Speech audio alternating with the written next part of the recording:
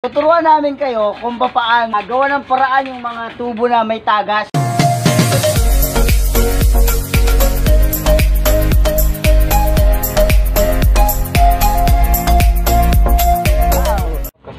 Magandang buhay mga ka-okay.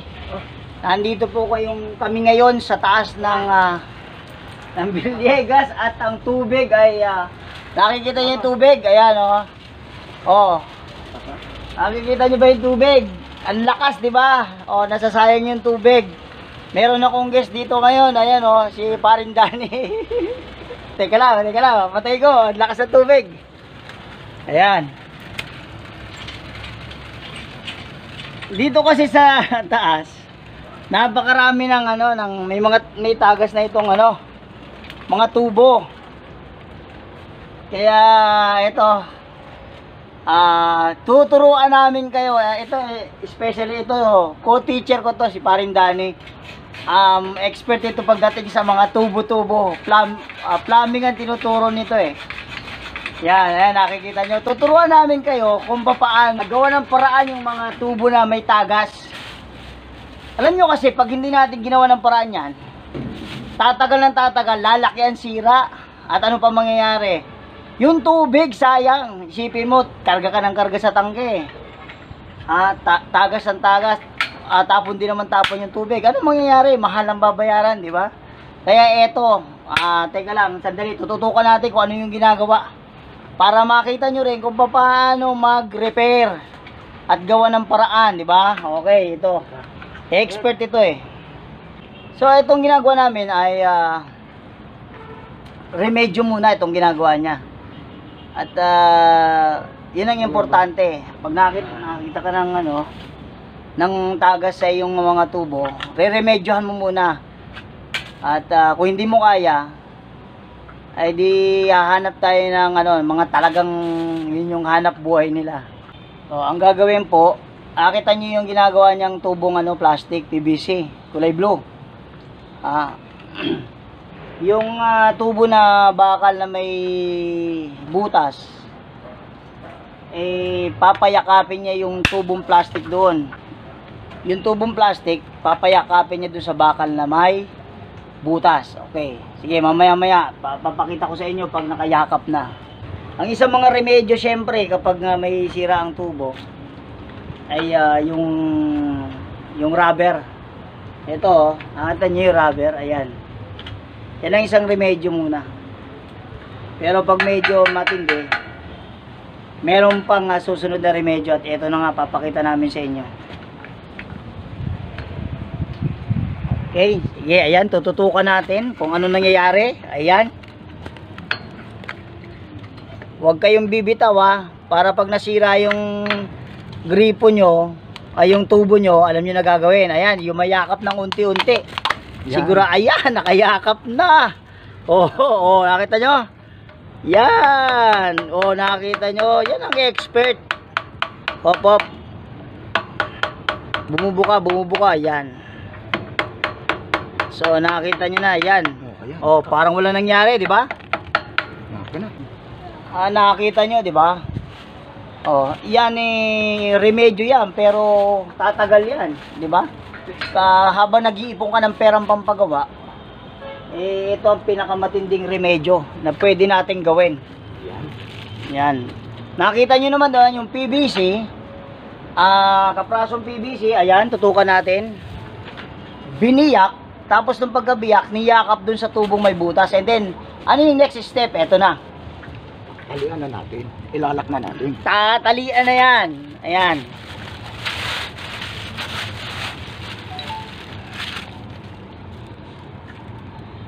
Yan, mamaya malalaman natin kung anong mangyayari. Abangan ang susunod na kabanata.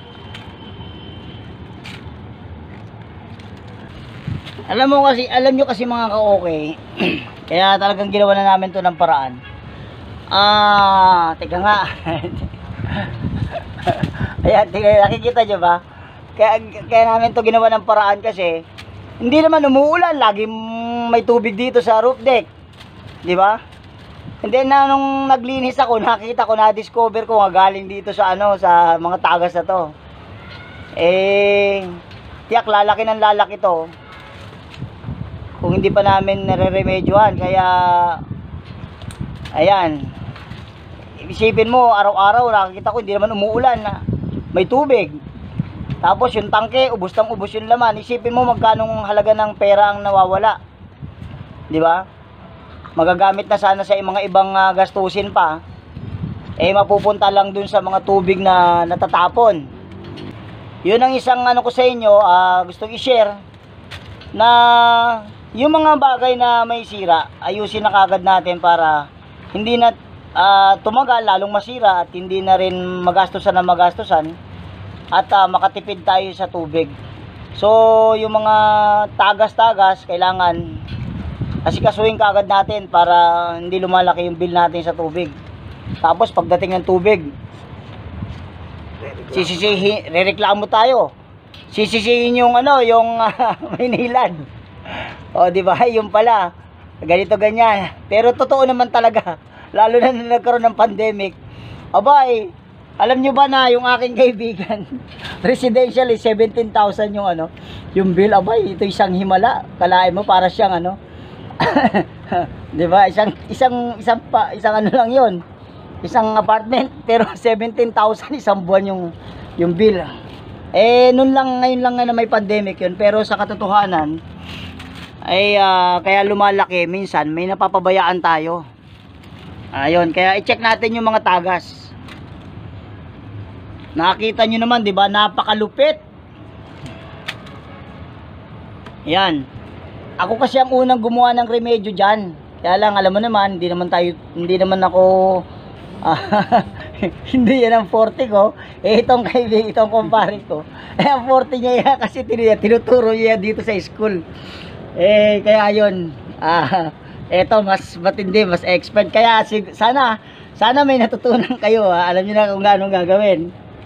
Ayan, napapanoorin niyo to mga ka-okay. Para pag nagkaroon, ayan. O yan. O yan manood kayo. Bubuksan na namin, titingnan natin kung tutulo. Excited ako. Tingnan natin Ayan binuksan ko na Ayan Perfect. Ayan. Ayan. Tingnan lang. Isa, dalawa.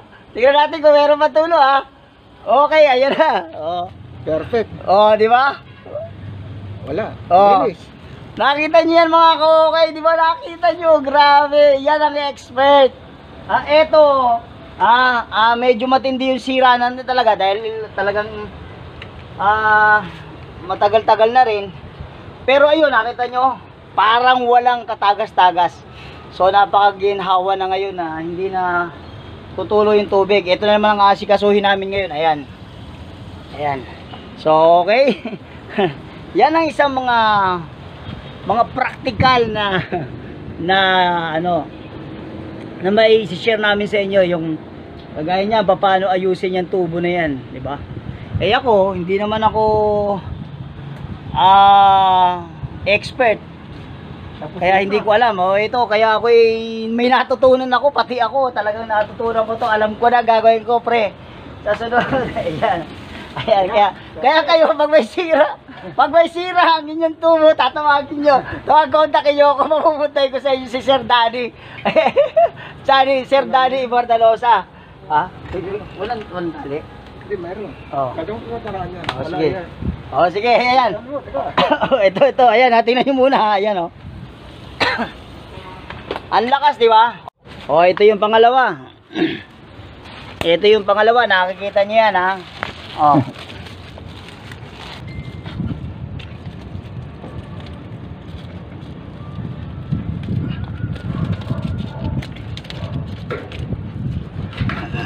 Ito mga pansamantagal. Oo nga So, ayan tingnan po natin kung ano yung naging resulta ng ginawa. At napakapulido ng pagkakagawa. Ayan. Walang lit. Ayan. So, ayun, nakita nyo? Walang katagas-tagas. So, ayan po. Yun yung pangalawang tagas at napakalaking ginahawa nito kasi hindi na pupunta yung mga tubig doon sa aking tinatrabaho doon sa lugar na yun, sa Lapag, na talagang nagpapahirap sa akin yun. At isa pa, makakatipid na tayo sa tubig dito sa school kasi grabe, araw-araw kinakargahan to na uubos, diba? Ang laki ng binabayaran. Kahit na sabihin natin gobyerno nagbabayad, abay kailangan tayong manghinayang. Kailangan bilang tao ay ano natin yun, katungkulan natin na maging responsable sa lahat ng bagay. At okay pare, meron ka bang masasabi sa ating mga ka-okay dyan? Ayan lang, thumbs up lang ang tipid naman. Oh, ingat ka. Ayan, thumbs up lang po ang masasabi ng ating guest. Wala na to, Wala na. Wow, ang galing. 'Di ba amazing? Ayun, kaya yun po ang isang lesson sa atin. Na para hindi mas malaki ang gastos, huwag pa bigla-bigla tatawag agad ng tubero, tatagain ka lang, 'di ba? Binigyan tayo ng Panginoon ng isip 'di ba? Na maging creative. Tingnan mo, creativity lang ang pinagana ron 'Di ba? Ngayon, ang laki na matitipid kasi yun, remedyo pero matagal-tagal yun. Kaya napakalaking bagay. Ayun. So, alis na ang ating gas. Sige. Ayun na, bye-bye. Ayan ha. Tatanda nyo, si Sir Danny, pag meron kayong tubo na sira, tatawagin natin yan. Okay? Bye! Ayun. So, ayun po. Nakita nyo naman kung paano ginawa. Di ba? Pag yung tubo nyo mayroong butas, ay talagang medyo nahirapan kayo. Hanap lang kayo ng kapirasong PVC pipe, then biyakin nyo, then payakap nyo doon sa tubo, and then saka nyo talian ng rubber. And then talagang napakagandang remedyo yung ginawa. Ayun, sana meron kayo natutunan sa ating video sa araw na ito.